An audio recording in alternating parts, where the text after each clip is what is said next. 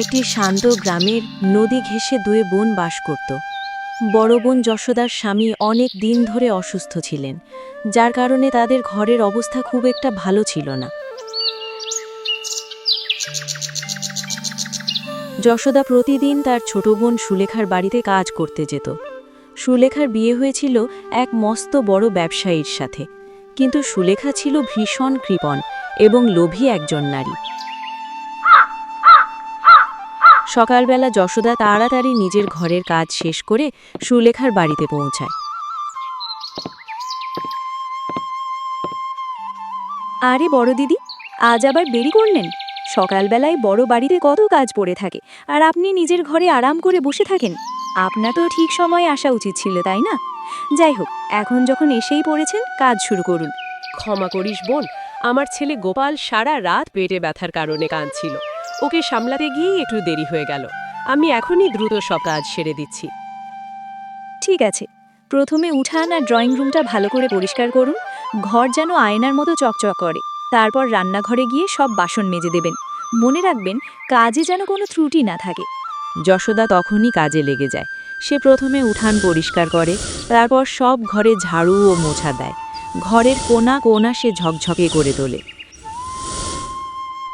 যশোদা যখন বাসন ধুতে বসে, তখন সুলেখা আরাম করে চেয়ারে বসে চা খাচ্ছিল।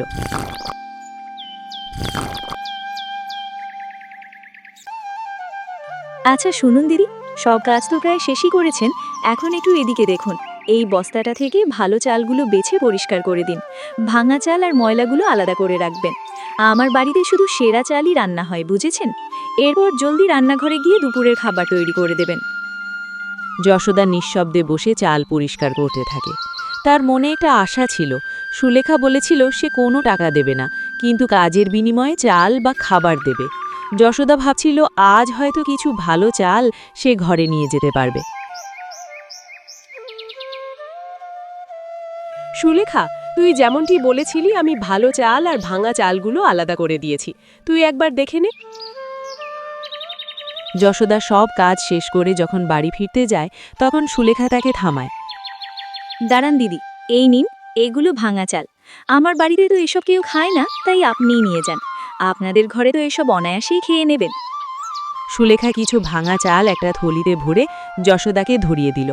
যশোদা কোনো কথা না বলে চালগুলো নিয়ে বাড়ির দিকে হাঁটা দিল। তার চোখে জল ছিল, কিন্তু মুখে কোনো অভিযোগ ছিল না। সে জানত যে তার এই অভাবের সংসারে ওই ভাঙা চালগুলো অনেক দামি।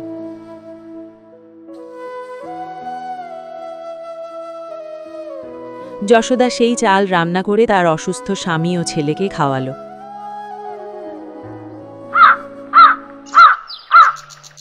পরের দিন সকালে যশোদা আবার সুলেখার দরজায় টোকা দেয়। আরে দিদি, আজ তো আপনি খুব তাড়াতাড়ি চলে এলেন। ভালোই হলো। শুনুন, আজ আমার মাছ খেতে খুব ইচ্ছে করছে। আপনি তাড়াতাড়ি ঘরদোর পরিষ্কার করে রান্নাঘরে গিয়ে মাছ রান্না করুন। কিন্তু হ্যাঁ, মশলাটা কিন্তু শিলপাটায় ভালো করে বাটবেন। মাছ যেন খুব সুস্বাদু হয়। আমার স্বামী মজাদার খাবার ছাড়া খেতে পারেন না। ঠিক আছে বোন, তুই যেমন বলবি তেমনই হবে। আমি কাজ শেষ করেই মাছ রান্না করে দিচ্ছি। যশোদা চুপচাপ ঘর ঝাড়ু ও মোছা দেয়, বাসন পরিষ্কার করে, সব শেষে মাছ রান্না করতে বসে। আজও সে মনে মনে ভাবছিল যে তার ছেলে গোপাল মাছ খুব ভালোবাসে। যশোদা অনেক পরিশ্রম করে মশলা বাটল, পেঁয়াজ ও রসুন কষিয়ে চমৎকার এক ঝোল রান্না করল। রান্নার ঘ্রাণে সারা বাড়ি ম ম করতে লাগলো। বাহ দিদি, আজ তো দারুণ গন্ধ বেরোচ্ছে। যাক, রান্নাটা চমৎকার হয়েছে। ওনার খেয়ে খুব ভালো লাগবে। আপনি আজ সত্যিই অনেক পরিশ্রম করেছেন। সুলেখা আর তার স্বামী আয়েশ করে বসে সেই মাছ খেলেন। যশোদার চোখে এক ফোঁটা জল চিকচিক করছিল।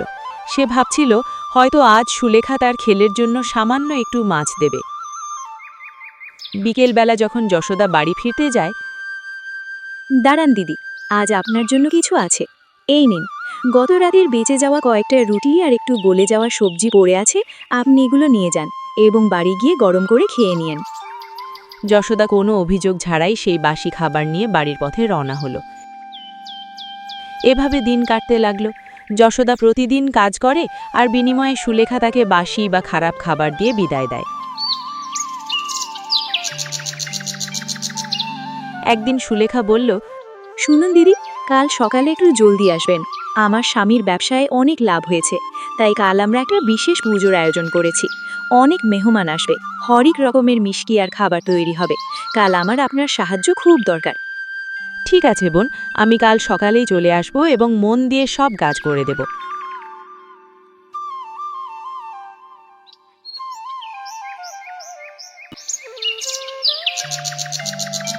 পরদিন সকালে যখন যশোদা ঘর থেকে বেরোচ্ছে, তখন তার ছেলে গোপাল সামনে চলে আসে।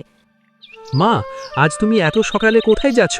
মাসির বাড়িতে তো তুমি ৮টার সময় যাও, এখন তো অনেক সকাল। বাবা, আজ তোর মাসির বাড়িতে বড় পুজো। তোর মেসোমশাইয়ের ব্যবসায় অনেক লাভ হয়েছে, তাই সেখানে যজ্ঞ আর খাওয়া দাওয়ার আয়োজন হয়েছে।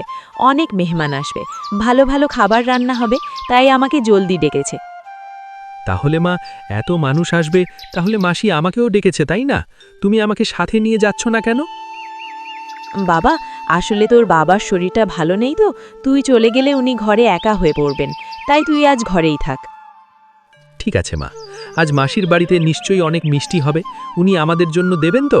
তুমি আমার জন্য নিয়ে এসো মা, আমি অপেক্ষা করব। হ্যাঁ বাবা, তুই নিজের খেয়াল রেখিস আর বাবাকে ঠিক সময় ওষুধ দিয়ে দিস।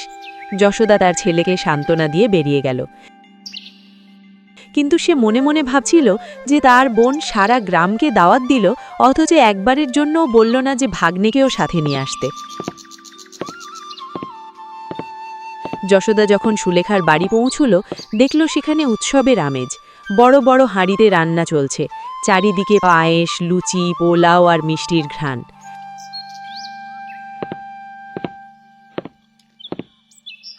আরে, আপনি এসে গেছেন? জলদি করুন, দেখুন কত কাজ।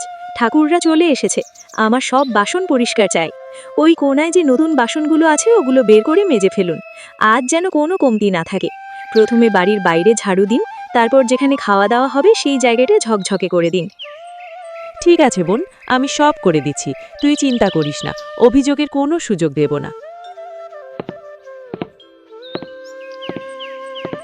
যশোদা অনেক পরিশ্রম করে প্রতিটি কোণা পরিষ্কার করল। মেহমানরা আসতে শুরু করল। সুলেখা দামি গয়না পরে সেজে গুজে ঘুরতে লাগল। গ্রামের সবাই মিলে আরাধনা করল এবং তারপর সবাইকে খাবার পরিবেশন করা হলো। সারা গ্রামের মানুষ সুস্বাদু সব খাবারের স্বাদ নিল।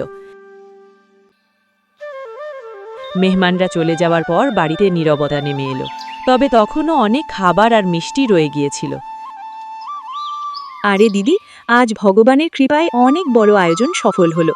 কত মেহমান এলো, কত খাবার হলো। তবে দেখুন, কত খাবার আর মিষ্টি এখনো বেঁচে আছে। আপনি এক কাজ করুন, সব তুলে রান্নাঘরে গুছিয়ে রাখুন। আর হ্যাঁ, মিষ্টির পাত্রের নিচে যে ছোট ছোট গুঁড়ো আর জমে যাওয়া চিনির স্তর আছে, ওগুলো আলাদা করে বের করে নিন।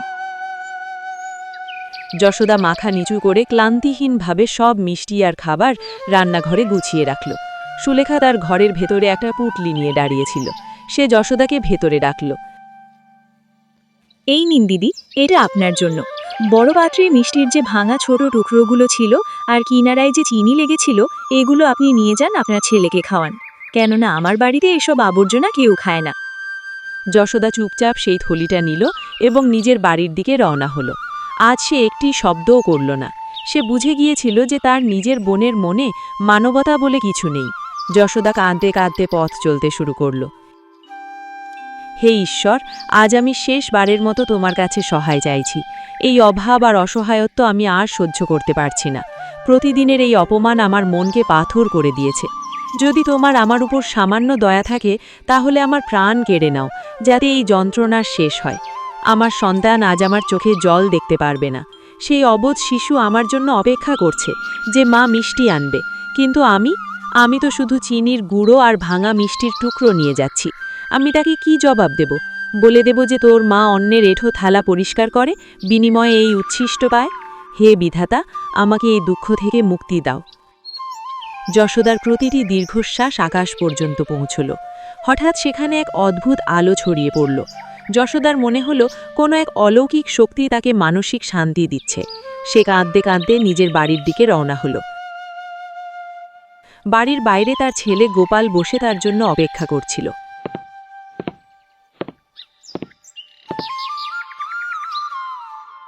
মা, তুমি এসেছো? দেখো, আমি কতক্ষণ ধরে তোমার পথ চেয়ে আছি। তুমি কি আমার জন্য মিষ্টি এনেছো? মা, জলদি পুটলিটা খোলো না। আমি মিষ্টি আর ভালো খাবার খাবো।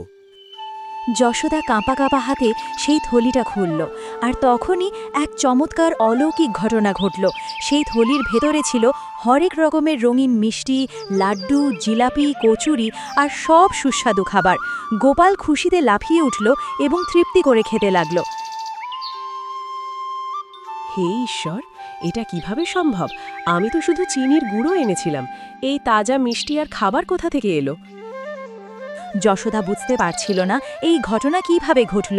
সে ভয়ে ভয়ে ঘরের ভেতরে গেল এবং সেখানকার দৃশ্য দেখে স্তব্ধ হয়ে গেল।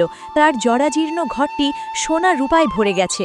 শুধু তাই নয়, তার অসুস্থ স্বামী, যিনি মাসের পর মাস বিছানায় ছিলেন, তিনি এখন সম্পূর্ণ সুস্থ হয়ে দাঁড়িয়ে আছেন। যশোদা, এই আলো কিসের? সারা ঘর সম্পদে কিভাবে ভরে গেল? আর দেখো, আমি পুরোপুরি সুস্থ হয়ে গেছি। আমি নিজের পায়ে দাঁড়িয়ে আছি। এটা কেমন অলৌকিক ব্যাপার? এসবই ভগবানের দয়া। আমি তো সুলেখার বাড়ি থেকে শুধু আবর্জনা নিয়ে বেরিয়েছিলাম।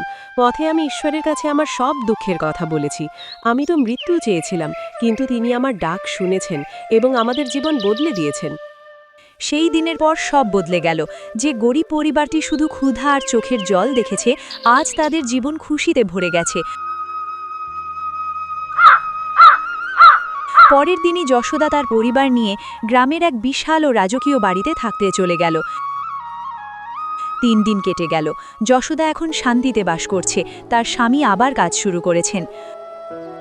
ওদিকে সুলেখা নিজের বাড়িতে বসে ভাবছিল, আরে 3 দিন হয়ে গেল, কিন্তু বড়দিনই এখনো কাজে আসছেন না কেন? না ঘর পরিষ্কার করতে, না বাসন ধুতে। অসুস্থ হয়ে পড়লেন নাকি অন্য কিছু? এই শোনো, এক্ষুনি গিয়ে দেখো আমার বড় দিদি কোথায়। খোঁজ নাও, উনি কাজে কেন আসছেন না। চাকর দ্রুত যশোদার পুরনো বাড়িতে গেল, কিন্তু সেখানে কেউ ছিল না। পরে যখন সে রাজপ্রাসাদের মতো নতুন বাড়িটি দেখল, তার চোখ ছানা বড়া হয়ে গেল।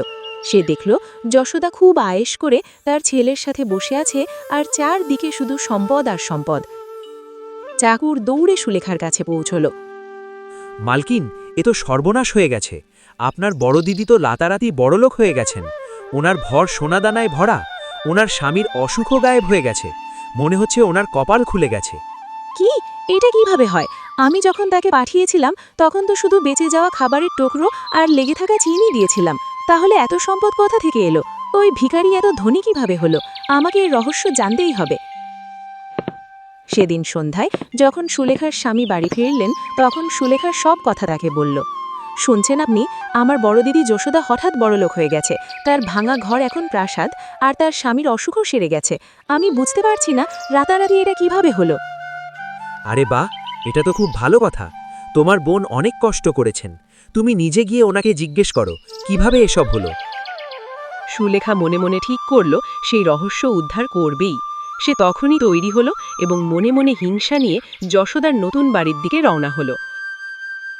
যখন সুলেখা তার বড় বোনের সেই রাজকীয় বাড়ি দেখল, তার চোখ ছানা বড়া হয়ে গেল। তার মনে একদিকে যেমন বিস্ময় ছিল, অন্যদিকে প্রচণ্ড হিংসার আগুন জ্বলছিল। সে ইতস্তত করতে করতে বাড়ির ভেতরে ঢুকল।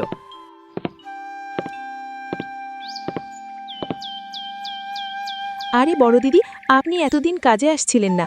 আমি তো আপনার চিন্তায় অস্থির হয়ে পড়েছিলাম, তাই দেখা করতে চলে এলাম। কিন্তু এসব কিভাবে হলো? আপনি রাতারাতি এত ধনী কিভাবে হলেন? আমাকেও একটু বলুন না, এই রহস্যটা কি? সুলেখা, তুই প্রতিদিন আমাকে যে বাসি খাবার আর শুকনো রুটি দিতিলা, আর সেদিন যে আমাকে মিষ্টির গুঁড়ো আর চিনি দিয়েছিলি, আমি সেটাই নিয়ে বাড়ি ফিরছিলাম। ঈশ্বরের কাছে কেঁদে আমার সব দুঃখ জানালাম। ব্যাস, ওনার দয়া হলো আর আমাদের জীবন বদলে গেল। যশোদার সাচ্ছল্যতা দেখে সুলেখার মনে শান্তি এলো না, বরং তার ভেতরের লোভের আগুন দাউ দাউ করে জ্বলে উঠল। সে মনে মনে ঠিক করল সে বড় বোনের চেয়েও বেশি ধনী হয়ে দেখাবে। সে দ্রুত বাড়ি ফিরে তার স্বামীকে বলল, শুনছেন, আমি জেনে গেছি দিদি কিভাবে ধনী হয়েছে।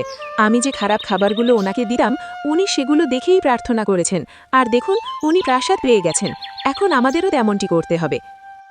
আরে পাগল, আমরা আগে থেকেই সুখে আছি। ভগবান আমাদের সব দিয়েছেন। এত লোভ করা ভালো না। লোভ মানুষকে ধ্বংস করে দেয়। না, আমি কিছু শুনতে চাই না। সে আমার চেয়ে বেশি ধনী হতে পারে না।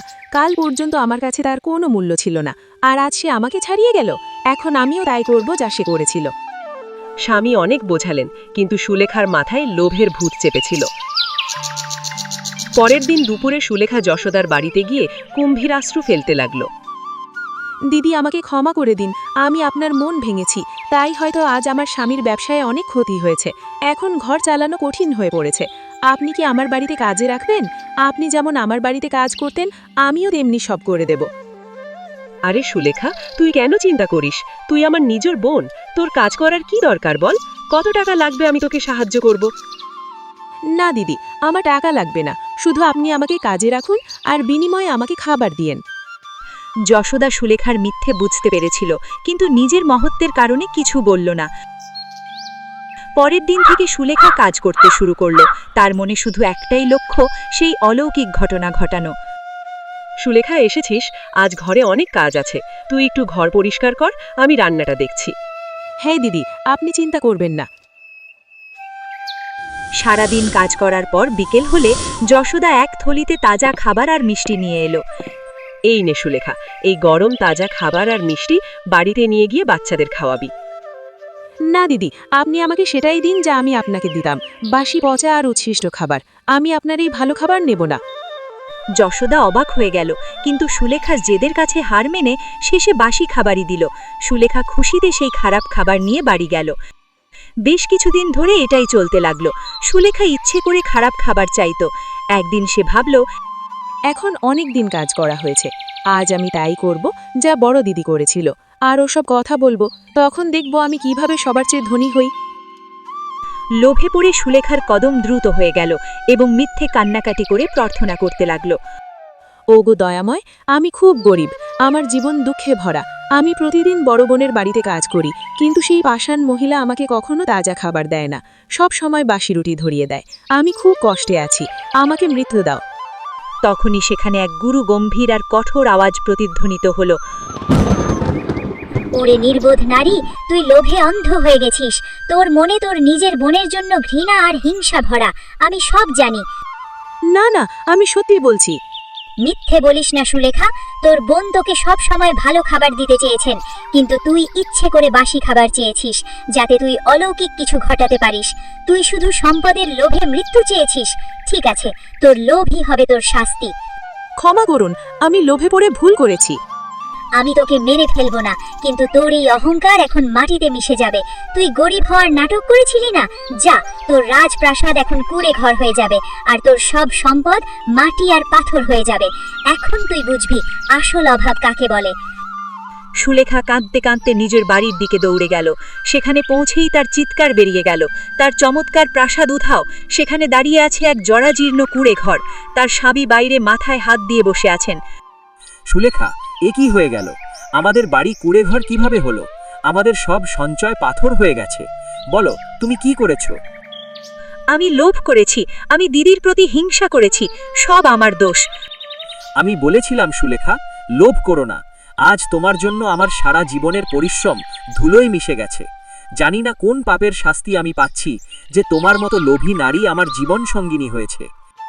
সুলেখা নিজের লোভের কারণে নিজের শান্তি, সম্পদ এবং স্বামীর সম্মান সব হারালো। যশোদা ধৈর্য ধরেছিল, তাই সে সব পেয়েছে, আর সুলেখা লোভ করেছিল, তাই তার যা ছিল তাও হারিয়ে গেল। লোভ এমন এক অভিশাপ যা মানুষের শান্তি আর বরকত কেড়ে নেয়। অন্যের সুখে যারা ঈর্ষা করে, তাদের শেষ পর্যন্ত এমনই ক্ষতি হয়। এই রকম আরও ভিডিও দেখার জন্য এই চ্যানেলটিকে অবশ্যই সাবস্ক্রাইব করো, আর ভিডিওটিতে লাইক করে কমেন্টে জানাও তোমরা কোথা থেকে ভিডিওটি দেখছো।